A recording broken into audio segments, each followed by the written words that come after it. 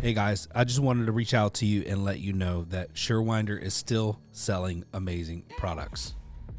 Some of you guys have been dragging your feet for whatever reason. If your shoulder hurts, do not waste time. Pull the trigger. I just bought 4 or 5 of them, and we had 2 guys out. You know how much it cost me to pay for 2 guys being out with bad shoulders? We just pulled the trigger and we said, listen, everybody's going to have one on a truck. It's mandatory. You got to use it. Don't hesitate. Don't wait till your guys go down. It's going to cost you more. Buy a Surewinder. Hey, what's up, guys? Ryan here, Torsion Talk Podcast, and I want to spend a little time today talking about one of y'all's favorite subjects. I'll give a disclaimer to make a couple upset people happy. I am not telling you what to price specific products at. I am simply going to share my experience, especially when it comes to pricing. So I'm going to go back to 2018. Pretty good market. 2018 was a pretty good residential market. We were doing spring changes for, I think, $375, if I'm not mistaken. And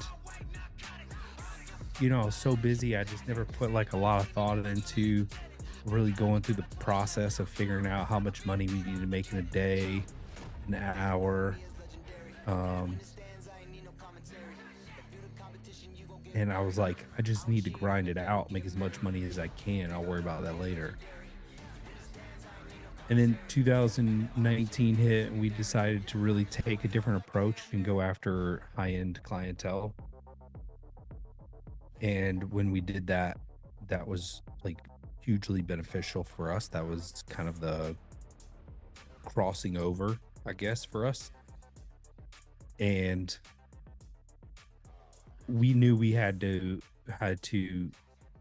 change over some of the staff to get to where we're at now, because we knew we couldn't perform at the level with some of the people that we had in the past in the field, especially. There was a lot of limitations. And if you just want to serve everyone, then, you know, you can have anybody. But when you go high end, you got to invest in hiring people that, you know, really care for their truck and go above and beyond and just do everything right with integrity and all of that. So I learned quickly that those people cost more, you know, and then we were like, well, how do you attract those people? Well, we gotta offer benefits, and we needed to offer health insurance and dental vision, and you know, what were the things that those people were interested in? That was it. So then we added cost there as well, right? And I'm gonna fast forward and express that if I was charging 375, then we're at like 6 something now, 650 for a double spring change. And we do it all the time. We're very good at it. We are using some great products. We have great warranty. We deliver an amazing experience that's worth it to a lot of people. The people that hire us, they appreciate it. It's not an experience that a lot of people can deliver, especially with their current team. And I find out that people are doing torsion conversions today, 2024, for $375. I was low in 2018 on my prices for a spring change, in my opinion. And fast forward 6 years, And what? Now people are doing torsion conversions at that price. And the justification is, oh, it's only, 10 parts and I can knock it out in no time, and those parts don't cost any more than $100. That's the mentality of someone who doesn't fully understand business and cannot grow without going bankrupt. There's a minimum that you need to make on a daily basis. Every business needs to make on a daily basis. The question is, do you know that minimum? Are you hitting that minimum? If you aren't playing that role where you're trying to figure that out, then there's a massive problem, because it's kind of like a cat chasing its tail. Only a few things can happen. The cat gets really tired and gives up. The cat hurts itself and falls over. But the cat never catches the tail.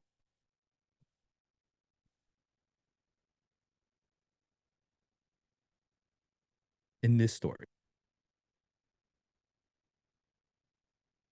I'm telling you, please share this with people in your market, because good businesses don't base their prices off of what their competitors charge. They don't. You want to know what good businesses base their products off of? Their prices, sorry. Their prices are based off of a few things. Number one, value delivered. Software companies, Service Titan, it doesn't cost them 50% in software expenses. Maybe overhead and support's high because you got to pay salespeople to sell the product. You have an onboarding and then you have a support. But they're going at onboarding in groups. They've scaled back support. Um,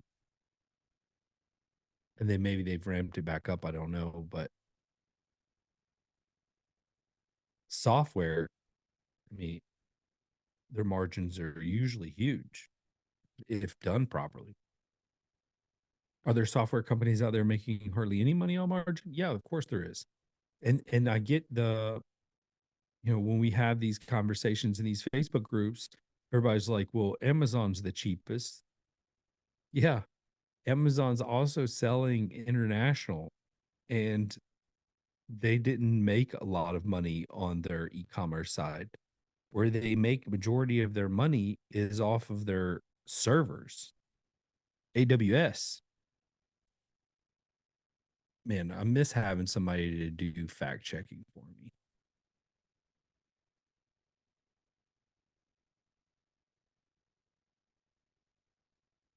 Company has surprisingly low profit margin when it comes to e-commerce, despite doing hundreds of billions in annual sales.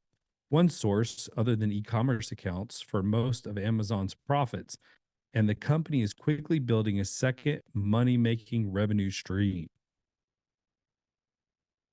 That would probably be their AWS platform, which is their hosting.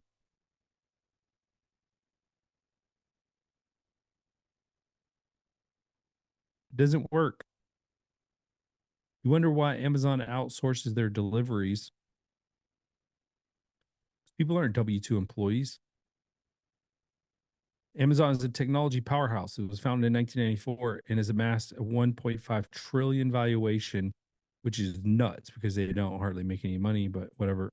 In the 30 years since, the company originally sold books online through its catalog, has expanded to include an estimated 12 million products.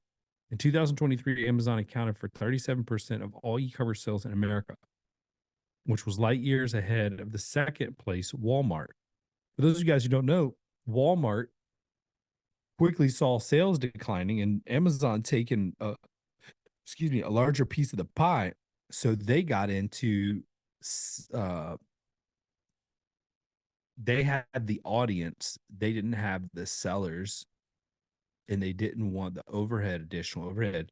So they've actually done something similar to that Amazon's done, and they've allowed people to sell their products on Amazon, on Walmart.com. So that's why they're the second largest. But here's the thing: online sales combined with all of its other businesses except one accounted for a minority of Amazon's operating income through the first 3 quarters of 2023. In 2022, they contributed no operating income at all, saying Amazon made no money in 2022. Below, I'll tell you where Amazon generates the overwhelmingly majority of its profits in its segment all investors should watch very closely in the future. E-commerce remains Amazon's largest segment. Before we dive into Amazon's profitability, let's look at where its revenue comes from. This is being read from Motley Fool, by the way. While the company is still very much focused on its e-commerce business, it's expanded significantly over the years to operate cloud computing, digital advertising, robotics, and streaming. Amazon generated 143 billion in total revenue during the latest third quarter, and here's where it came from. Online stores, Q3 revenue in billions, $57 billion, 40% of total revenue. Third-party seller services, 34 billion, 24% of revenue. Amazon Web Services, $23 billion in hosting in Amazon Web Services for 16%. That's where most of their revenue that generates profit comes from. Why would you get into hosting, advertising services, subscription services, physical stores? Why would you get into that? I'll tell you why you get into that. Because it's really scary when you're selling 100-something billion, 143 billion in total revenue in 1 quarter. 1 quarter. It's 3 months. And you have no profit. You're a few bad days from being negative, big. Website gets hacked, is down for a week. Complete collapse of the company.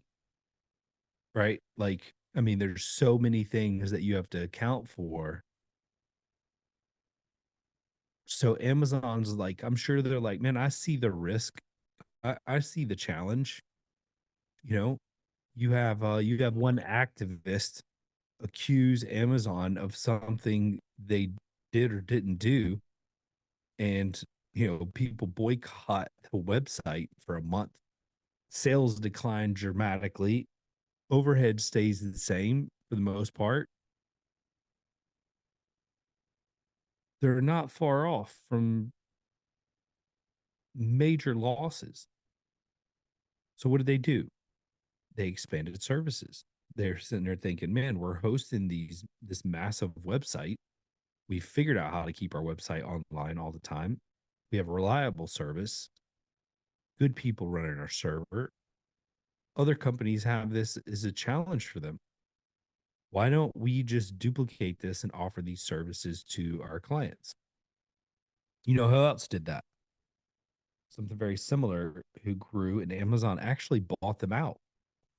Zappos. You guys have heard me talk a lot about Zappos because we just finished reading The Power of Wow with my companies, and we're going to tour Zappos at Summit here in a few weeks. And one thing I can tell you is this is a growing trend with companies that scale really fast and grow to be massively large businesses, is they create companies within their company. Listen, I'm okay if you want to sell your products and services for cost and not have a whole lot of profit left over at the end of the day.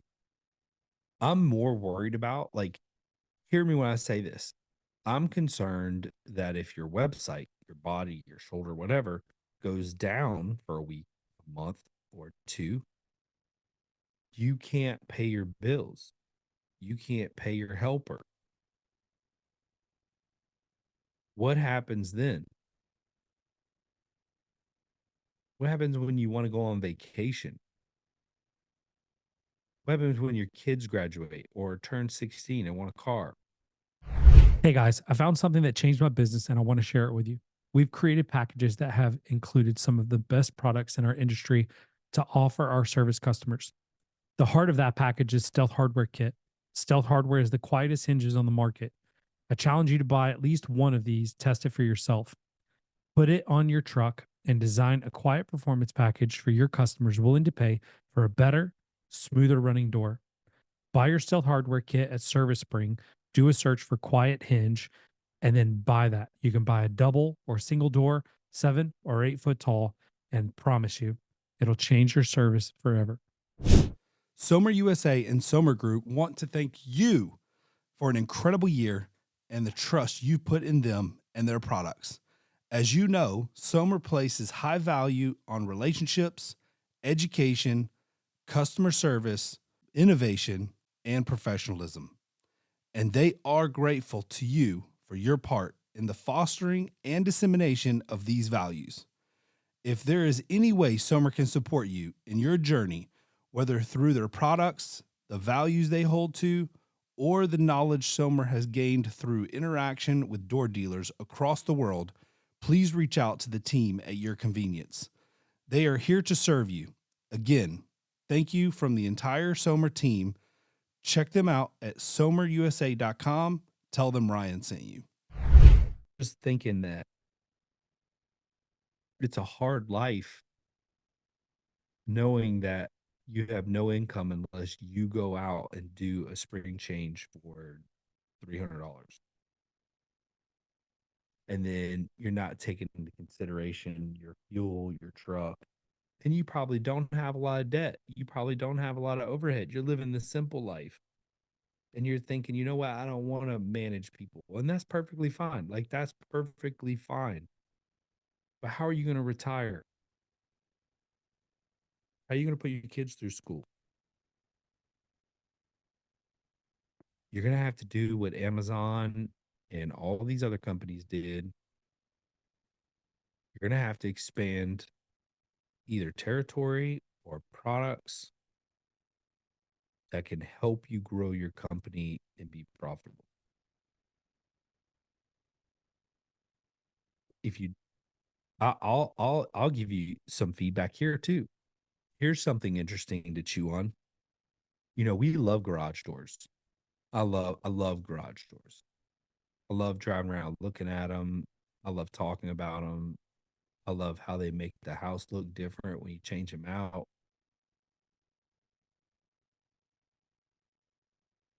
Most homeowners do not like garage doors.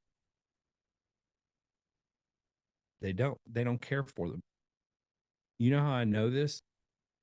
It's obvious. I've never had more I've never had to put more effort into selling anything in my entire life. Not cars, not software, heck, not drugs. Definitely not drugs. That was easy. I've never had this much trouble selling anything. Case in point, this past weekend we did a home show. And for those of you guys who know me well, know that we took on the Phantom Screen distributorship last year. So if we are a Phantom Screen distributor and Aaron Overhead Doors, we did it would be smart of us to do, you know, a Phantom Screen and garage door booth. So that's what we did, you know. And here's what we found out. 90% of the people that stopped by the booth were interested in screens and sparked conversation about garage doors. Our booth was slammed. slammed for screens. I don't know if it's just my market, but I talk to a lot of people. I mean, we got to work really hard to get leads, you know? And I think that's because we have more dealers and people, companies out there selling their products than we have customers. So you have a supply and demand problem. In basic economics, when you have a supply and demand problem, what happens to the price of your products and services? Basic economics. I'm going to give you 3 seconds. Yep, you're right. Price goes up. If you didn't get that, it's basic economics. Supply and demand drives price up. They said when I got into the garage door business, there was over 600 garage door companies in the metro Atlanta area. There's at least 2 or 3 new ones that start minimum every month. And I would venture to say there's probably one that goes out of business every 2 or 3 months. So we're proportionally adding, let's call it 10 every quarter.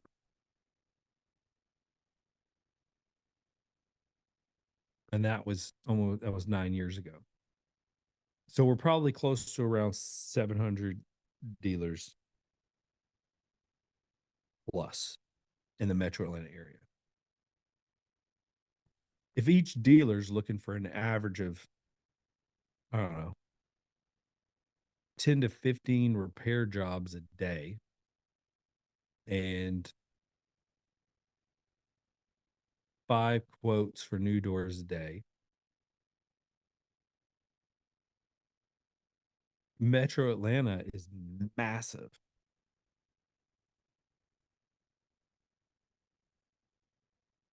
The supply is low. I'm sorry. Yeah, the supply of customers is low. So the demand for dealers is high, which means that marketing companies can charge more and manipulate us. Home Advisor can charge 4 of us $56, $65, $80 for a lead each. Google can charge us $60, $70 each, $100 for a lead.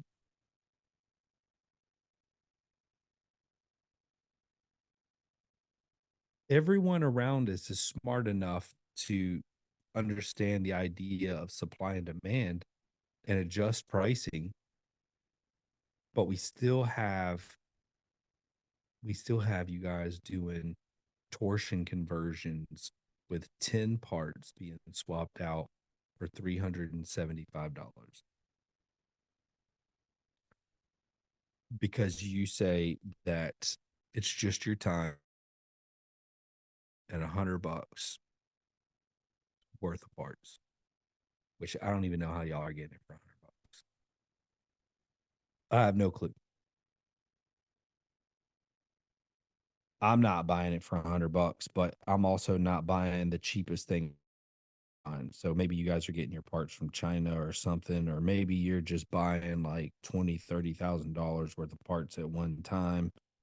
I don't know, but we're buying the top of the line everything. The bearings are sealed for the plates. The tubes thicker. The drums we upgrade from 8 to 12 foot high, which, take that or leave that. The cables are stainless steel. The springs are pinged and powder coated.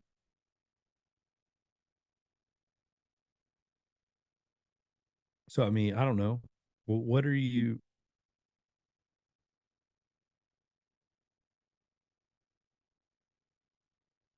And there's people standing up for the fact that they are right, and that if you're charging more than that, you're ripping people off. That's the most unhealthy, dysfunctional view of business that I could possibly think of. And then the rebuttal of, well, you know what? I actually, Amazon does it. We're low cost provider. We win jobs. Guess who would win jobs if you weren't undercutting everybody by a lot? Guess who would win them? Probably not you. You want to know why? Because if you could sell them for more, you would. But the problem is that you don't have enough confidence in yourself or the product that you deliver to sell your services for the right amount. And instead, you're choosing to be a hostage and punish your family, your kids, everyone around you. Complain about your phone going berserk all the time and how you got to answer the phone, whenever it rings. And, you go to your kid's ball game and you're like, man, I'm just wore out and busy all the time. Never stops. Like the humble brag thing. But guess who would be busy if they raise their prices? Not you. Not you. Homeowners are robbing you and you're okay with it. It's like, I'll tell you what it's like for me because I love entrepreneurs. I love helping entrepreneurs. I love developing myself as an entrepreneur. It's like watching your kid get addicted to drugs and everyone tell them that it's wrong and that they're headed down the wrong path and that they need to get help. And they're like, no, this is the way I want to live my life. You're wrong for not doing this too. That's what it feels like a little bit for me, at least. I'm not saying that's what it's like. I'm just saying, from my perspective, it's like watching you drive into a brick wall 5 times in a row, hurting yourself each time. And then you get out and you get back in the car and you back up and run into it again.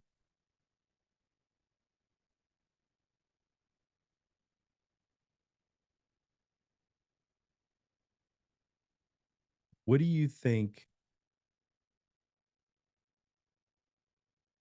Why do you think businesses charge 3, 4 times, some cases 5 times more for the same work and still have a massive amount of happy customers?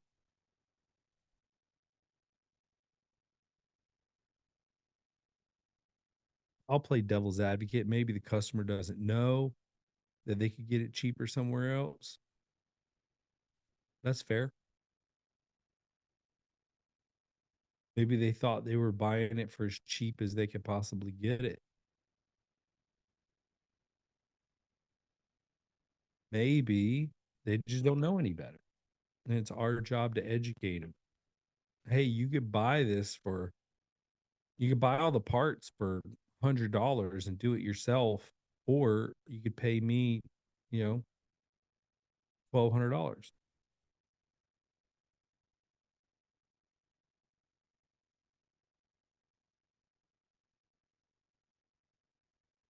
Maybe the customers don't know.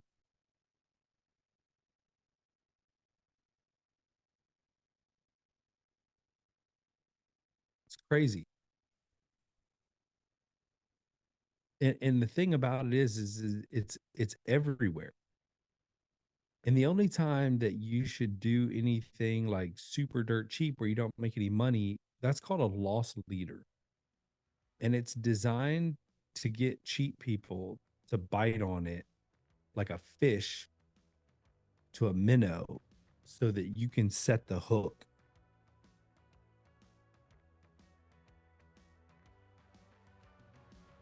I don't do loss leaders. Some of y'all don't do loss leaders. I'm here to make money. I don't want to grind till I'm 65, 70 years old. Not interested. I've been grinding since I was like 16, 17 years old. I'm done. Like I got like 10 more years. I have a plan. I'm checking out. I'm moving on. So I just want to challenge you guys to make a decision and check your numbers, man. And if I haven't gotten through to you, then maybe there's just no hope. We'll just see you on the other side. And when we're in heaven, chalking it up on the front porch of our big old palace, I'm going to say, man, you still got into heaven, although you were pricing your parts too cheap. And you'll laugh and you'll say, yep, you still got into heaven, although you ripped everybody off.